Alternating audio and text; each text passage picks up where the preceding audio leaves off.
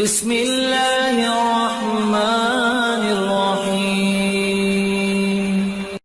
آج ایک قطرہ بھی کافی ہوگا، اج سا بھی نہیں کھلے راہ بھی نہیں، انج ٹوک نوکھڑے ٹوکدے نہیں، ٹر پویں تے فاصلے مک جاندے، گھر بیٹھیاں پینڈے مکدے نہیں۔ آج قدم قدم چلیں گے، ماضی کے گناہ تو ایک آنسو سے دھوئے جا سکتے ہیں نا۔ وہ ایک فقیر تھا، بازار میں کھڑا رو رہا تھا، تو کسی نے روک کے کہا بابا کیا ماجرا ہے، کسی نے مارا ہے، کیوں رو رہے ہو؟ اس نے کہا نہیں کوئی ایسی بات نہیں، ان لوگوں کے رویے نے رلا دیا۔ کہا کیا مطلب؟ کہا بازار سے گزر رہا تھا، ان لوگوں کو دنیا میں کھوئے ہوئے دیکھا تو میرے دل میں ترس جاگا، تو میرا خیال یہ ہوا کہ ان بندوں کی رب کی صلح نہ کروا دوں۔ تو میں نے پھر اس سے بات کی تو آواز آئی ٹھیک ہے لے آ ان کو میری چوکھٹ پہ، ایک آنسو سے سارے گناہ معاف کر دوں گا۔ میں بڑا خوش ہوا، میں ان سے بات کی، یہ الٹا میرا مذاق اڑانے لگے، جا بابا کام کر، تجھے کیا پتا دنیا داری کیا ہوتی ہے۔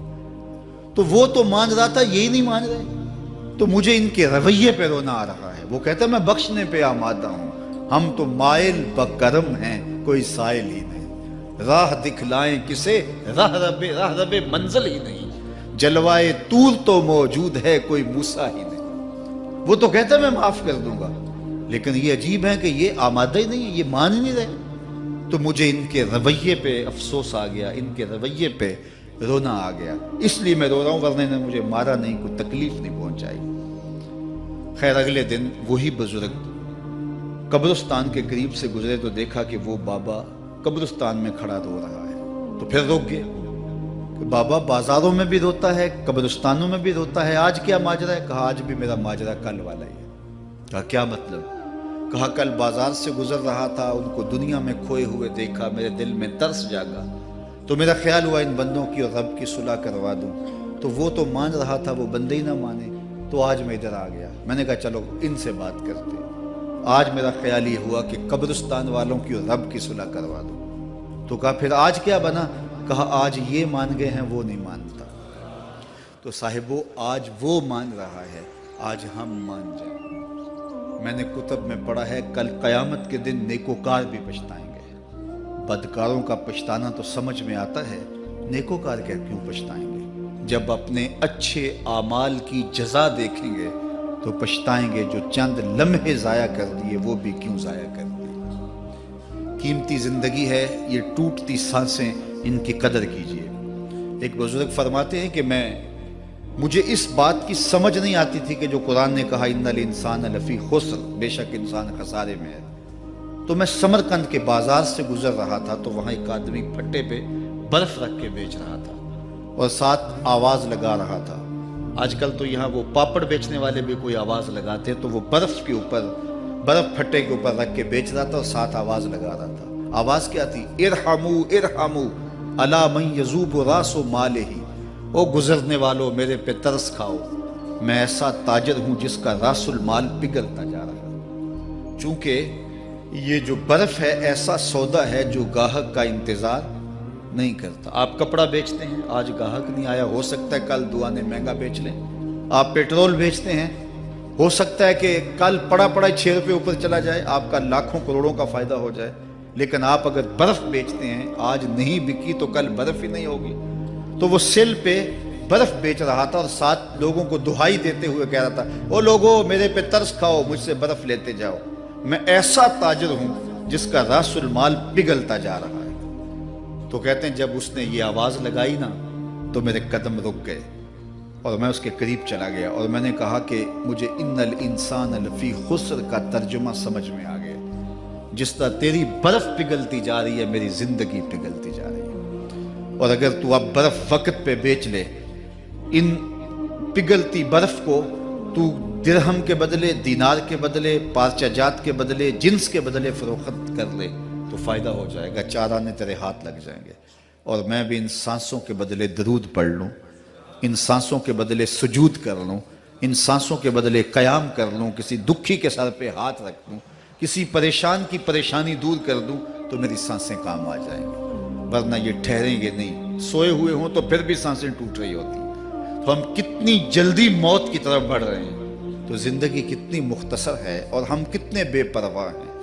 آنکھیں اس وقت کھلتی ہیں جب آنکھیں بند ہوتی ہیں، لیکن کیا فائدہ اس وقت کا آج کا پچھتاوا کل کی بہتری کی ضمانت ہے، اور آج کے پچھتاوے سے کل کی زندگی کی خوبصورتی نصیب ہو سکتی ہے۔ اس لیے یہ ڈھلتا ہوا سورج، یہ دیکھیں ابھی جب داخل ہوئے تھے تو سورج ابھی سر پہ تھا، لیکن اب سورج درد غروب سے زرد ہو چکا ہوگا، اور چند لمحوں کے بعد وہ نگاہوں سے اوجھل ہوگا۔ میاں صاحب بھی بولے کہ زندگی تیری جو ہے ڈوبتے سورج کی طرح ہے، دیگرتے دن گیا محمد اوڑک نو ڈوب جانا۔ تو یہ میں اور آپ لمحہ لمحہ موت کے قریب ہو رہے ہیں۔ اس سے قبل کہ وہ وقت آئے کوئی حجت باقی نہ رہے، مجھے اپنی زندگی کو، آپ کو اپنی زندگی کو اللہ اور اس کے رسول کی چوکھٹ پہ حاضر کر دینا ہے۔ ہمارے میزبان محترم نے کہا والدہ ماجدہ کی بابت، تو آج ان کے ایصال ثواب کے لیے میں اور آپ جمع ہیں۔ ایک وقت ہمارے اوپر بھی آنے والا ہے کہ لوگ ہمارے لیے جمع ہو رہے ہوں گے۔ یہ وقت تو آنے والا ہے، اس کے تو چھٹکارا نہیں ہے، اس سے تو خلاصی نہیں ہے، کوئی بھاگ سکتا نہیں ہے، موت سے تو فرار نہیں ہے۔ تو آج وہ نہیں ہیں، لیکن ان کا سعادت مند بیٹا ان کی یادوں کے چراغ کو روشن کیے ہوئے ہے۔ ورنہ میں ایسے بیٹے بھی دیکھے ہیں جنہوں نے اپنی سکی ماں کا جنازہ نہیں پڑھا۔ آپ کہیں گے کوئی ایسا بد نصیب بھی ہو سکتا ہے، جنازگاہ میں گیا ہے لیکن وہاں جا کے کھڑا رہا ہے، جنازہ نہیں پڑھا۔ آپ کہیں گے کہ ایسا بد نصیب، میں نے کہا ایسے بد نصیب آپ نے بھی دیکھے ہوں گے۔ یہ کون سے بد نصیب ہیں؟ یہ وہ بد نصیب ہیں جنہیں جنازہ آتا نہیں، ساری زندگی لوگوں سے فراڈ کرتے ہیں، اور جب اپنی ماں مر جاتی ہے، اپنا باپ فوت ہو جاتا ہے، تو یہ فراڈ پھر وہ اپنی ماں سے بھی کرتے ہیں، اپنے باپ سے بھی کرتے ہیں۔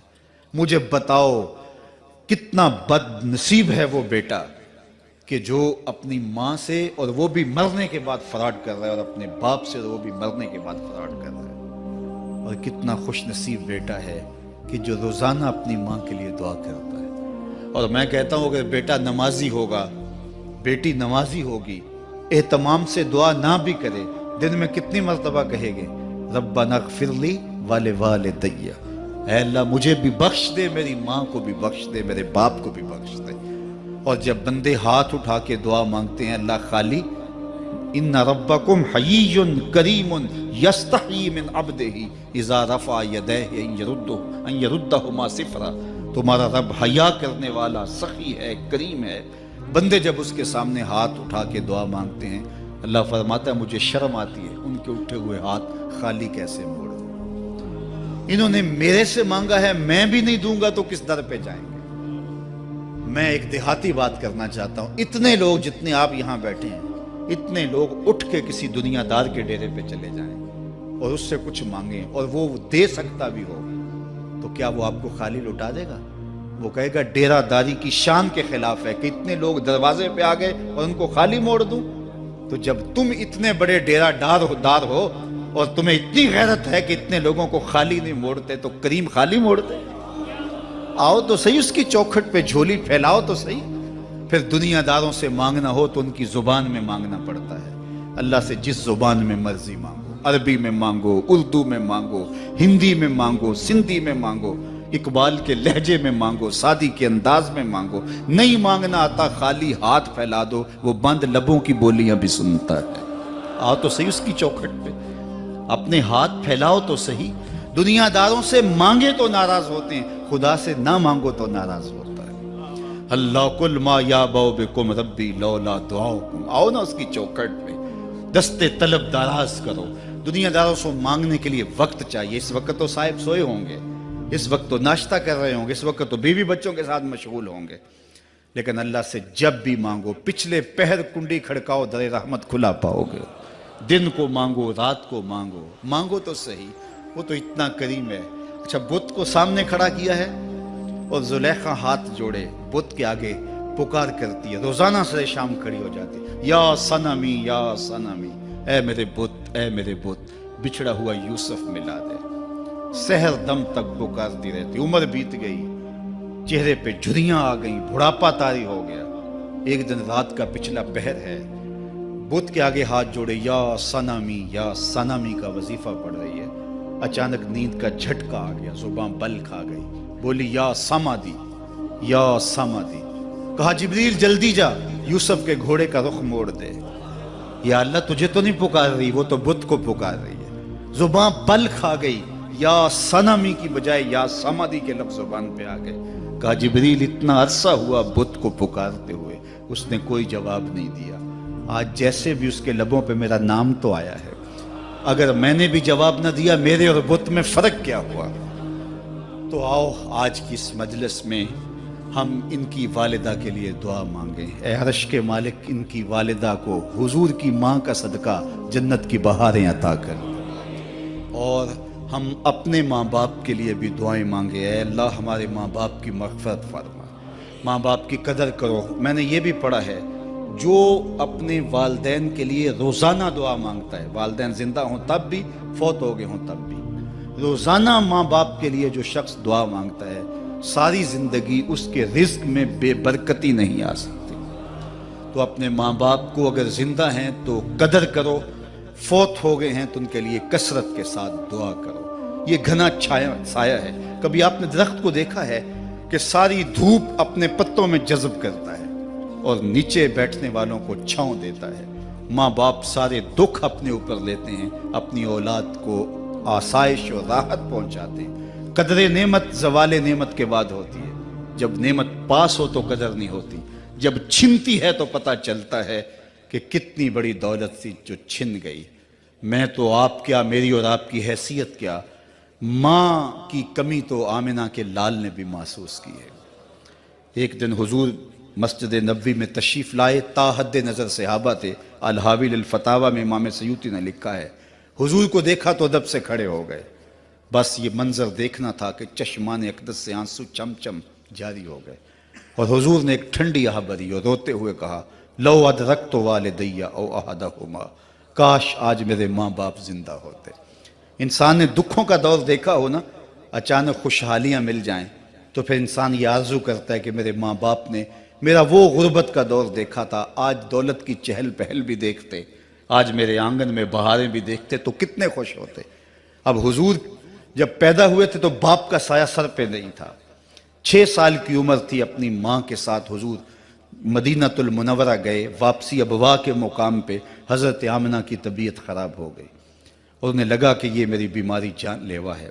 ام ایمن کو بلایا، کہا میرے بیٹے کو بحفاظت امیر قریش تک پہنچا دینا۔ پھر خود حضور کے سر پہ ہاتھ رکھا۔ سیدہ آمنہ سلام اللہ علیہا حضور سے کوئی باتیں کرنا چاہ رہی تھی لیکن ضبط کے بندھن ٹوٹ گئے۔ ابن حشام سیرت کی پہلی کتاب ہے، اس میں تفصیل سے یہ واقعہ موجود ہے۔ جب سر پہ ہاتھ رکھا تو حضرت آمنہ کی آنکھیں چھلکنے لگی اور روتے ہوئے آپ نے چند جملے کہے، کہا بیٹا ہر نئی چیز نے پرانا ہو جانا ہے، ہر باقی نے فنا ہو جانا ہے، میں بھی جا رہی ہوں، وَذِكْرَ باق، لیکن میرا ذکر نہیں مٹے گا، وَوَلَدْتُ طُہْرًا، اس لیے کہ تیرے جیسا پاکیزہ بیٹا چھوڑ کے جا رہی